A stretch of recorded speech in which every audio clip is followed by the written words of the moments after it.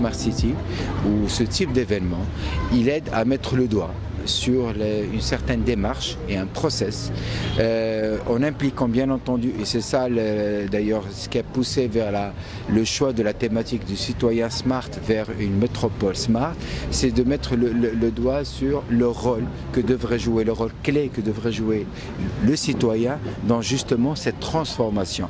Donc j'insiste là-dessus. Donc Smart City, c'est pas uniquement un concept, un effet de mode, mais c'est tout d'abord c'est un état d'esprit et c'est tout un travail de longue haleine. Donc c'est un process qui est très très lent. Alors aujourd'hui, Smart City, j'ai envie de dire au niveau de Casablanca, parce que c'est ce qui nous intéresse, nous sommes en train de mettre les premières pierres de cet édifice à travers ce que vous voyez, alhamdoulilah, toute l'infrastructure qui a été mise en place, notamment grâce au plan de développement Grand Casablanca, ce qu'on appelle communément le PDGC 2015-2020, mais pas que, puisqu'aujourd'hui on a continué sur cet élan-là avec des nouveaux projets d'infrastructure, pas uniquement, et M.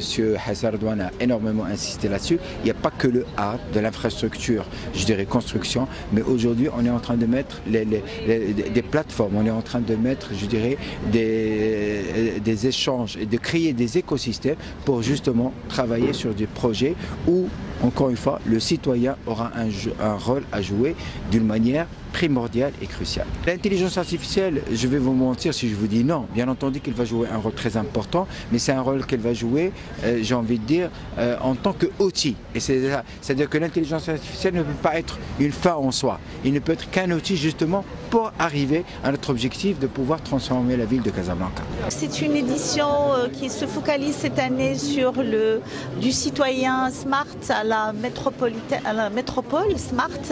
Et donc dans ce cadre, le ministère de la Solidarité, de l'Insertion sociale et de la famille, nous soutenons cet événement et nous participons chaque année pour partager aussi l'approche smart, notamment l'approche smart orientée vers les populations vulnérables et comme vous le savez, notre pays, sous le leadership de Sa Majesté le Roi Mohamed VI, que Dieu l'assiste, nous travaillons, tout le gouvernement, tous les acteurs, pour renforcer les piliers de l'État social. Et quand on parle des piliers de l'État social, on ne peut pas ne pas citer le projet royal de la protection sociale.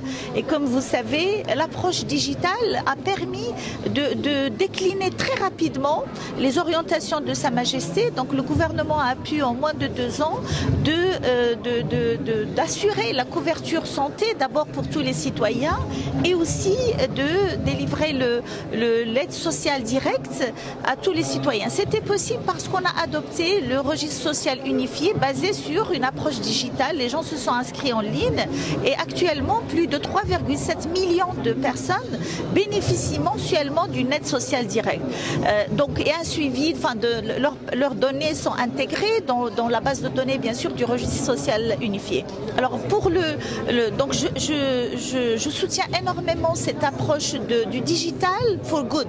Digital for good. C'est très important parce que vu tous les défis sociaux et mondiaux et vu les perspectives extraordinaires ouvertes par l'intelligence artificielle, par le digital, notamment, et j'insiste, notamment pour les populations vulnérables, pour les femmes vulnérables, pour les personnes en situation de handicap, pour les enfants, pour les jeunes, c'est une opportunité extraordinaire.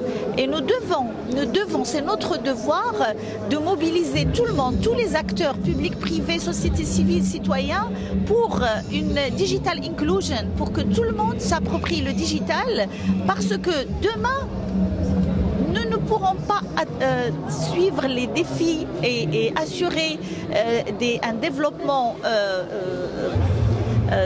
dans le futur si nous ne maîtrisons pas le digital et l'intelligence artificielle. Donc je trouve que cette tribune constituée par Smart City Casablanca est une belle opportunité parce que nous avons des expériences mondiales qui sont présentées, donc nous restons à jour si vous voulez. L'écosystème des startups, des développeurs assistent en force et ça c'est une bonne chose. Bon, maintenant il faut aussi qu'on travaille pour la déclinaison sur le terrain de ces projets, de ces visions pour qu'on ait vraiment une l'appropriation des territoires de cette approche Smart City.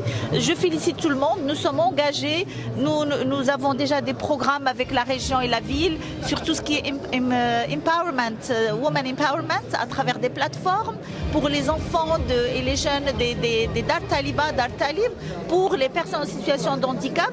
Donc j'espère qu'on va continuer à fédérer nos efforts pour réaliser vraiment Smart City Casablanca.